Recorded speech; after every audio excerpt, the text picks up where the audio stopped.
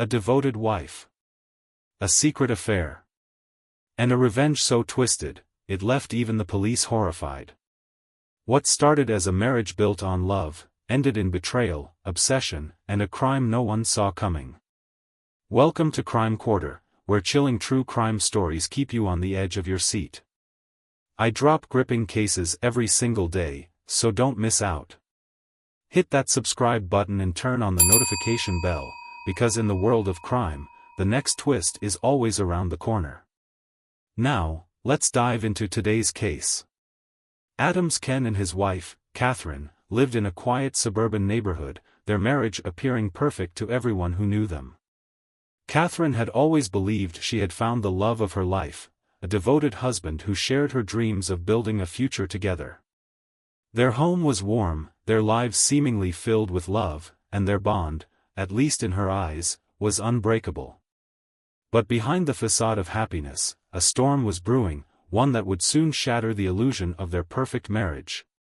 For years, Catherine had trusted Adams without question, never once suspecting that the man she had given her heart to was harboring a devastating secret. She had dedicated herself to their marriage, pouring every ounce of love and effort into making their life together as beautiful as possible. But love can be blinding, and Catherine never saw the warning signs: the late nights at the office, the sudden distance in his embrace, the way he would turn his phone away when she entered the room. She ignored the small gut feelings, chalking them up to stress, exhaustion, or the natural ebb and flow of any long-term relationship. One night, as Catherine lay beside her husband in their dimly lit bedroom, the faint glow of his phone screen illuminated his face, casting eerie shadows that flickered across the walls. She turned over, expecting him to be asleep, but as she reached for her own phone on the nightstand, she noticed his screen light up again, a notification silently appearing at the top. It was just a single message, nothing more than a name and a heart emoji, but it sent an icy wave of dread through her body. Her pulse quickened as her fingers hovered over the device, her instinct screaming at her to look, to confirm what she had long ignored but never dared to believe. Taking a deep breath, Catherine carefully picked up the phone, her hands trembling slightly as she unlocked it, half expecting to find nothing, to reassure herself that her suspicions were unfounded. But as she scrolled through the messages, her breath hitched, her heart hammering against her chest like a drum of war. Explicit texts, late-night confessions of love, secret meetups at hotels, each word slicing through her like a knife. And there, in the middle of it all, a name that would soon become her obsession, a name that would ignite a fire inside her that could never be extinguished: Sophia. The secretary. The woman Adams had assured her was nothing more than a trusted colleague, someone he barely spoke to outside of work. Catherine's fingers tightened around the phone, her knuckles turning white as she continued scrolling, discovering every betrayal, every lie, every moment Adams had stolen from their marriage to spend in the arms of another woman. The deception ran deep: months, maybe even years of carefully orchestrated secrets, hidden rendezvous, and whispered promises meant for someone else. A wave of nausea rolled over her as she forced herself to keep reading, her eyes blurring with unshed tears. Had she really been so blind? Had she truly ignored every warning sign? The late nights, the sudden changes in his schedule, the way he had stopped looking at her with the same love he once did, it all made perfect sense now. And yet, what hurt the most was not just the betrayal itself, but the ease with which he had lied to her, the confidence with which he had looked her in the eyes and pretended to be the man she thought she had married.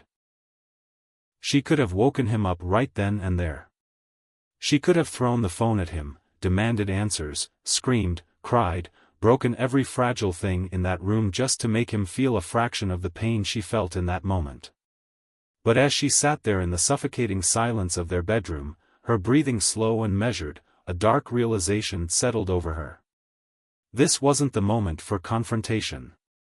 No, that would be far too easy for him. He had built this illusion so carefully, thinking himself invincible, untouchable, and certain that his wife would never uncover the truth. But now that she wouldn't waste this knowledge on a simple argument, on words that would mean nothing to a man who had already betrayed her so deeply. Instead, Catherine made a chilling decision: she would play the long game. She would become the wife he believed her to be, the one who smiled at dinner, who kissed him goodbye in the morning, who let him believe, for just a little longer, that his secret was safe. But beneath that carefully crafted mask, she would be watching. Waiting. Planning. She wouldn't just expose him, she would destroy him in a way he never saw coming. Days turned into weeks, and Catherine perfected her role. At breakfast, she laughed at his stories, her eyes twinkling with warmth, even as her nails dug into her palm beneath the table. At night, she curled into his arms, resting her head against his chest, listening to the steady rhythm of his heartbeat, imagining how easily she could stop it. In the quiet solitude of their home, she gathered every piece of evidence: screenshots, receipts, recorded phone calls, everything she needed to know about the man who had made a fool of her. But most of all, she studied him, his habits, his movements, the way he so effortlessly lied to her face and then walked into another woman's arms. She followed his patterns, learning when he left, when he returned, and where he went in between. And then came the moment that changed everything. One evening, parked in the shadows of a dimly lit lot, Catherine gripped the steering wheel of her car, watching through the windshield as Adams leaned in to kiss her. Sophia. The woman who had stolen everything from her. The streetlights cast an eerie glow over their embrace, their whispered words lost to the night, their bodies tangled in a moment of stolen passion. Catherine's chest tightened, her breath slow and steady as she gripped her phone, recording every second, every touch, and every lie. Her fingers curled tighter around the device, her nails pressing so hard into her palm that they nearly broke the skin. Her heartbeat was eerily calm now, steady and rhythmic, like a clock ticking down to an inevitable moment. Adams thought he had won. He thought he was in control. But he had no idea, the game had just begun. Catherine knew that if she wanted revenge, she had to be methodical, precise, and above all, patient. This wasn't something she could do on impulse, no, it had to be planned to perfection, every detail accounted for, every loose end tied up. She couldn't risk leaving a trail, couldn't afford a mistake. And that's why she needed help. Someone who could do what needed to be done without asking questions, without hesitating, without leaving a mess behind. Someone she hadn't spoken to in years but knew would answer her call. A man who owed her a favor.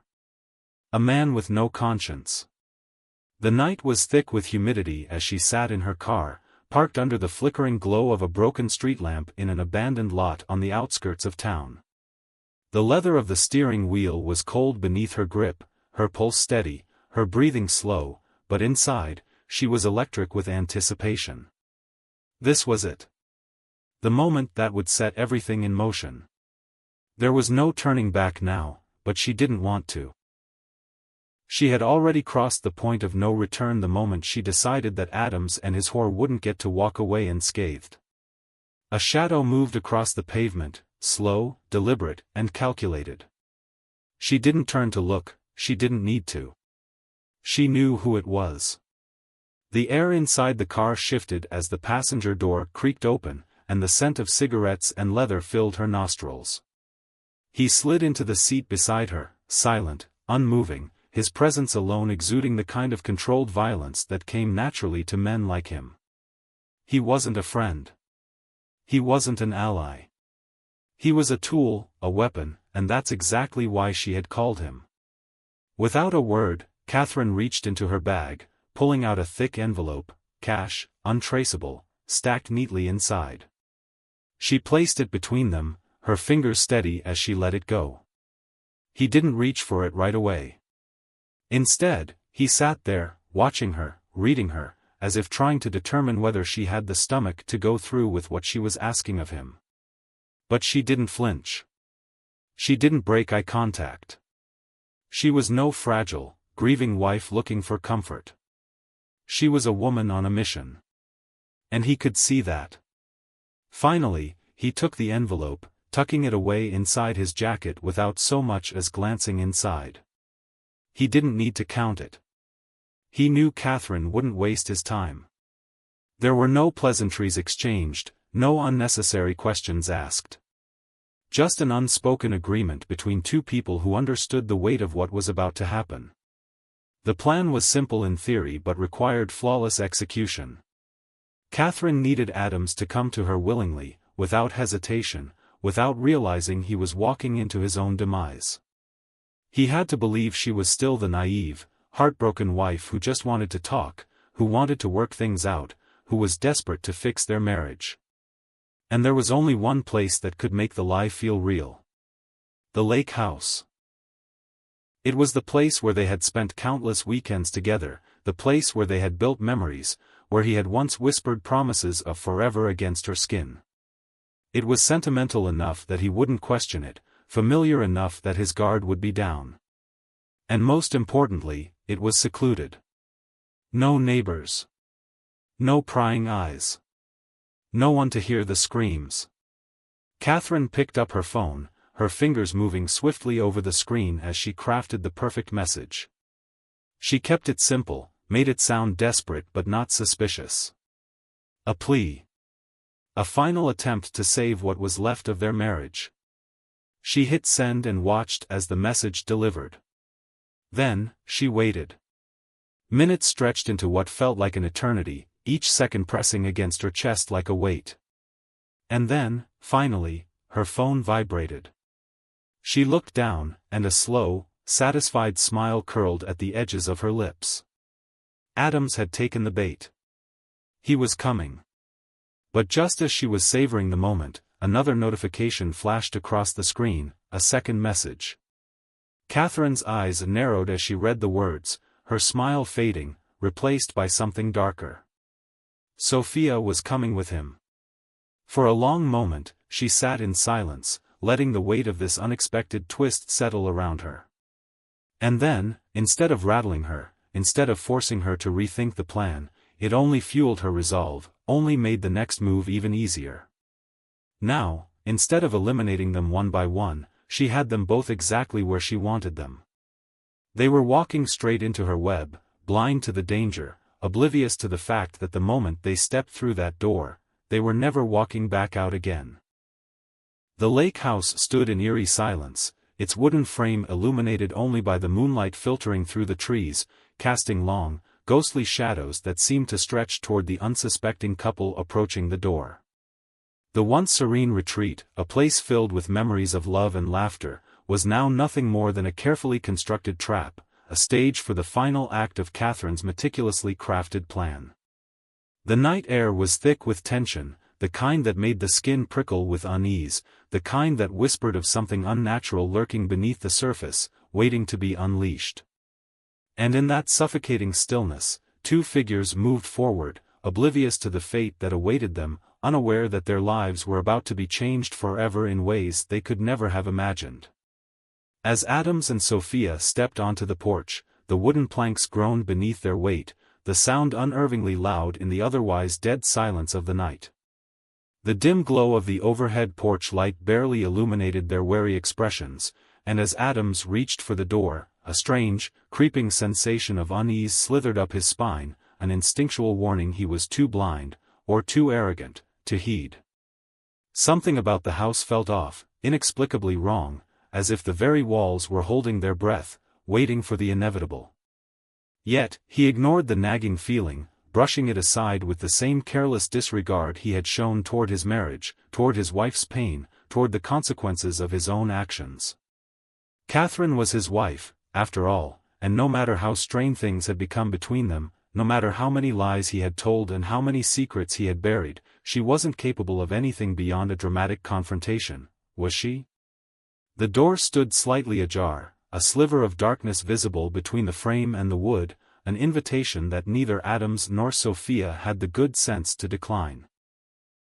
With a push, the door creaked open further, the sound echoing unnaturally through the silent house, and as they stepped inside, crossing the threshold into the unknown, the door behind them swung shut with a loud, decisive click, the unmistakable sound of a lock sliding into place. Sophia's breath hitched in her throat as she spun around instinctively, her fingers fumbling at the handle, pulling, twisting, desperately trying to force it open, but it wouldn't budge. Panic flared in her chest, quick and suffocating, but before she could voice her growing fear, Adam spoke her name in a warning whisper, his attention locked on the room before them. The living area had been transformed into something out of a nightmare, stripped of the warmth and familiarity it once held, replaced with a scene so meticulously arranged, so deeply unsettling, that even Adams, a man who prided himself on his ability to remain composed, felt his blood turn to ice.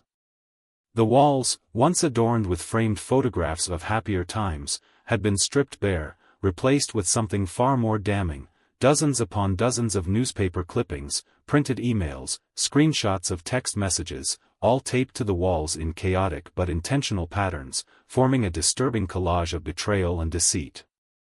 It was evidence that Catherine had known all along, evidence that she had not only discovered his affair but had spent months collecting every sordid detail, every lie, every piece of damning proof, piecing it all together like a macabre puzzle. And in the very center of the room, resting ominously on the wooden coffee table, was a single object that made Adam's stomach drop. His wedding ring. Sophia let out a small gasp, stepping back as though physically struck by the weight of what they were seeing, her heartbeat pounding loud and erratic in her ears. A sick, creeping realization began to take hold, clawing at the edges of her sanity, whispering that they had walked into something far more dangerous than a simple confrontation, that they had become unwitting participants in a game they had no control over. Then, from the shadows, she appeared. Catherine emerged from the doorway to the kitchen, her silhouette bathed in the dim, flickering glow of a single candle, her posture unnervingly calm, and her face unreadable. She didn't look like the woman Adams had married, didn't even resemble the woman he had betrayed. No, the person standing before him was something else entirely, something hollow, something unrecognizable, something terrifying. For a long, unbearable moment, silence stretched between them, thick and suffocating, a taut rope pulled to its breaking point.